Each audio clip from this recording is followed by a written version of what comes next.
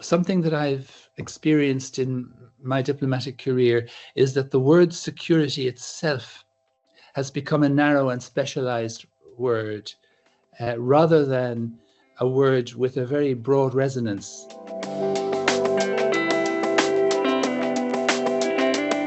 My name is Philip. Actually, my full name is Philip Garate because my parents were living in Spain when I was about to be born. That's just in parenthesis. I've had a long career as a diplomat in the Irish Foreign Service. I was also head of mission in the Holy See and other very interesting places. And when I was working on these issues, I became very convinced that faith has a role in helping to shape our approach to politics and diplomacy. So when I left Foreign Affairs, I was able to set up a center in a university to discuss values in international relations. And the Irish Prime Minister, who by the way is still our Prime Minister because he was re-elected, he opened our center in 2021. And we work in different spaces, but especially we work supporting this article in the European Union treaties, Article 17, which provides for a dialogue with churches, faith communities, and philosophical organizations. So our thesis is that we could do more with this article. I'm very interested in poetry, I have to say that. I've read that. I must say, I feel that if people have an imagination, for history and an imagination for politics and an imagination for our faith, they very often love poetry as well. If I was going to start, I might start with the peace process in Ireland. I worked for many years on the build-up to the Good Friday Agreement, and I witnessed how negotiations can really make a difference and bring people together, and how you can come up with a new beginning, which is good for everyone. So in our peace process, the different traditions in Northern Ireland were happy.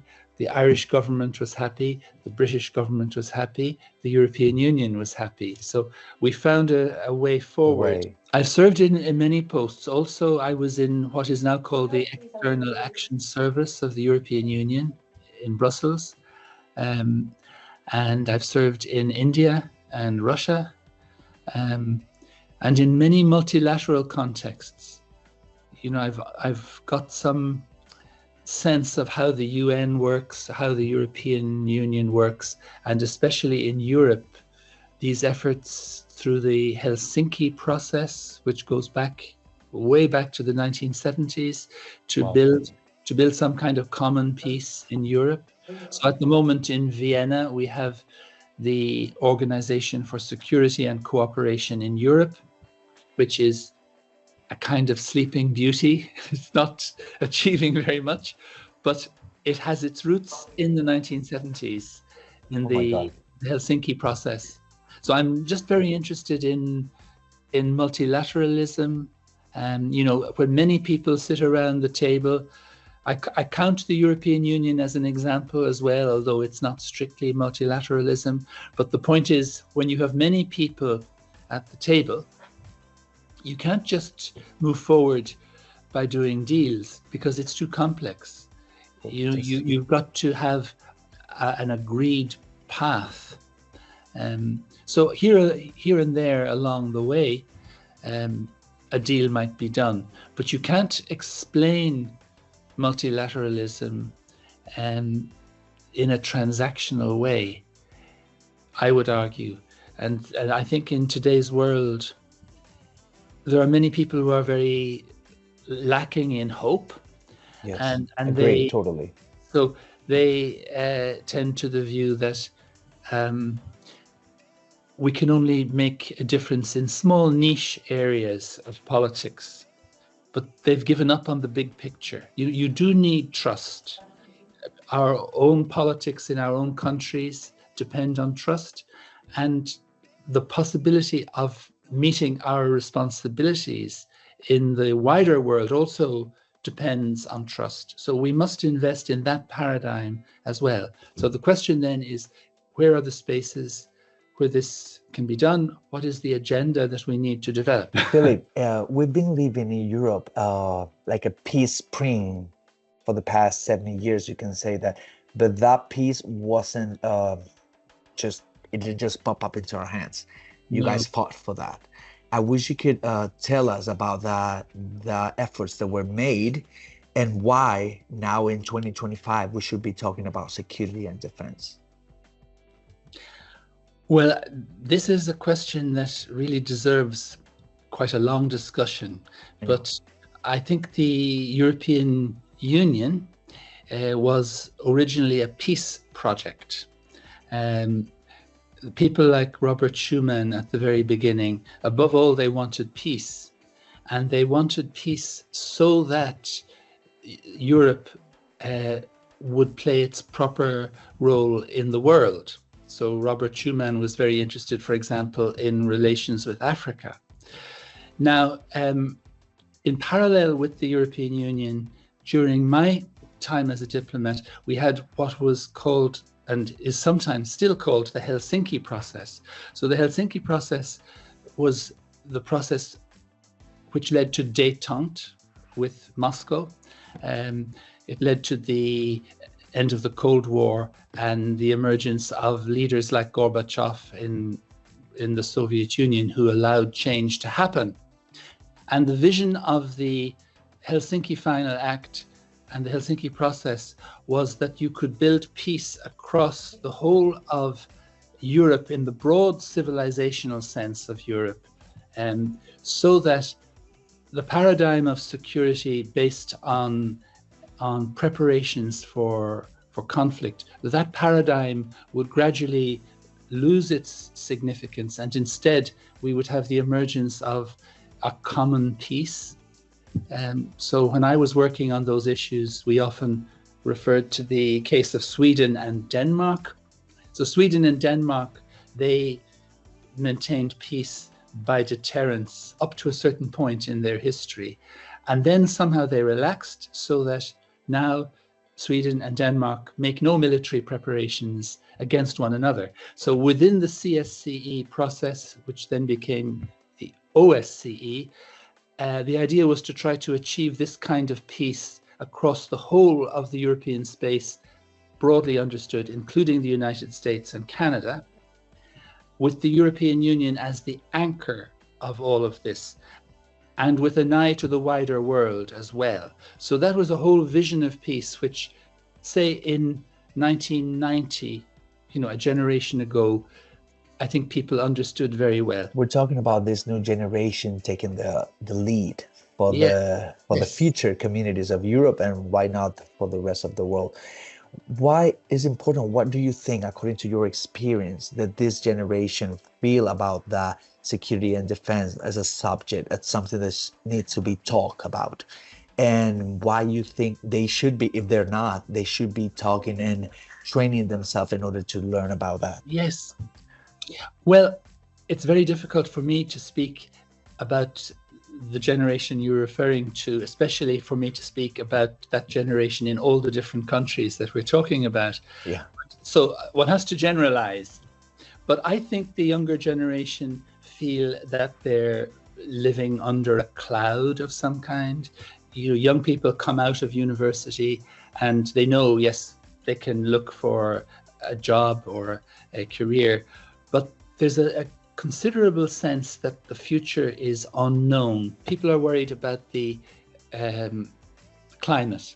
They're worried about the conditions on which human life depends. And that, I think, seeps into people's minds, as a factor of uncertainty. And I think also with the social media and the mass media in general, young people are very much aware of terrible circumstances in different parts of the world, which we don't seem to be able to manage. I am working in a university, so I meet young people all the time. And some young people, they respond to this uncertainty by wanting to get involved, wanting to become more active. But other young people just disengage, and they say the political parties, they're not doing the things that we think should be done, so I won't be. They don't represent me. They don't represent me. If you think about this, someone will take the lead, but what if the wrong leader take place in the future? So what's the future for Europe? The big picture is at least defined. Now, once we have a sense of that big picture, then we can ask ourselves, what is the next step we can take in hope? You see, everybody says that the three pillars of Europe are Greek philosophy, you just said it, yes. Roman law, and yes, Christian religion. So what can you tell us about that as trying to recover those three fundamental pillars? Yes, I think that is exactly what we should be doing. I think Pope Benedict specifically said that we have to focus more on the 5th century BCE.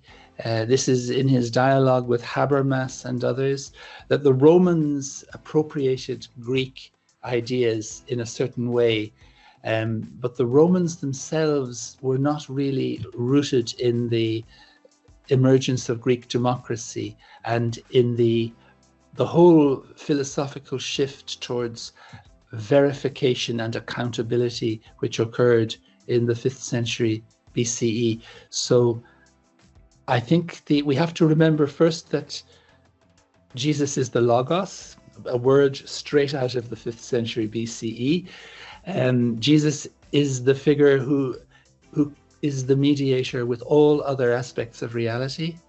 So we have to go back to this philosophical search for a unity of understanding, which is more typical for me of the Greeks in the 5th century BCE than the Romans. So the dialogue for me is primarily, this is my personal prejudice, I apologize. No worries. But the dialogue for me should be between the Christian revelation and the Greek philosophy in which it emerged. That is not just an accident. As Ratzinger also said, it's just a historical fact that the Bible was translated into Greek and the New Testament was written in Greek. So this is a dialogue which I think can still be pursued. There are seeds of wisdom in the Greek tradition which we can still use. And then I think the other challenge, and here again, I think Ratzinger would be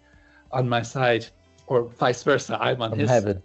So he believed that we have to juxtapose our European heritage with what emerged in South Asia, Hinduism, Buddhism, Jainism, Sikhism.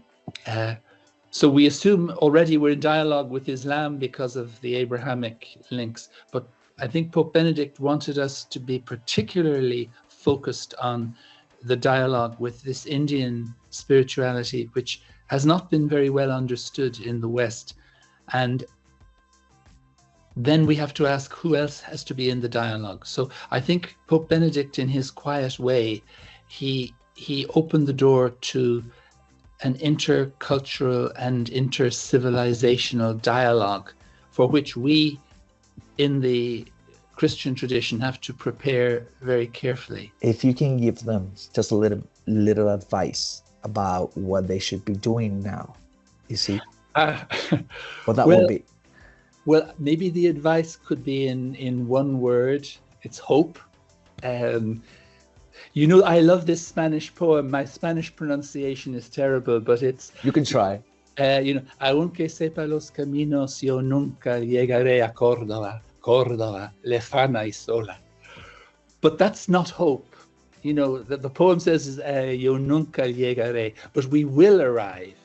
What you do in hope, it makes sense. It is a seed of the future, and every action in hope is in harmony with every other action in hope. So if you do something out of hope, you can be confident that you're going in the right direction and that something good will happen. Well, I look forward to meeting some of the younger generation in Poblet. It's a great privilege for me to be invited to Poblet, and I'm absolutely convinced of the importance of the event.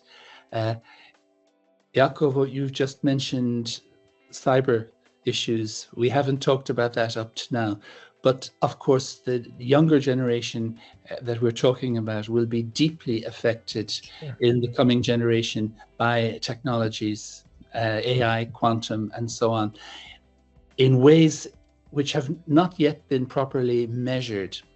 And so this brings me to the word democracy, which is really the word that underlies your question about leadership. The answer to these challenges is democracy properly understood. And I don't see how you can consolidate democracy without putting more power and influence into the hands of ordinary people, and without focusing on the conditions of our lives. You know, in the ancient world, when democracy was first thought about, the question of people's lives, how people lived and whether their lives were comparable, was a very important question. Now, they didn't come up with the answers that we need, because they made a distinction between slaves and free citizens, and between men and women, and between Greeks and foreigners. So they didn't get the sense of community right. But the word community was there at the heart of democratic thinking. Community, Latin communio, Greek koinonia, is the most important word in Aristotle's political philosophy. And it's also in the New Testament. You might say the Eucharist is an expression of community, which now we all understand has to be a community at the service of a wider community. So democracy, community, accountability, a shared life, all of those issues are capable of being examined in a dispassionate, rational way. And so it's really over to the new generation to do this better, because it hasn't been done so well up to now. We've been overtaken by events. We've allowed ourselves to be overtaken by a highly contentious public sphere. It's contentious in our own countries, and it's contentious in Europe. It's contentious beyond. And the answer to contention is community.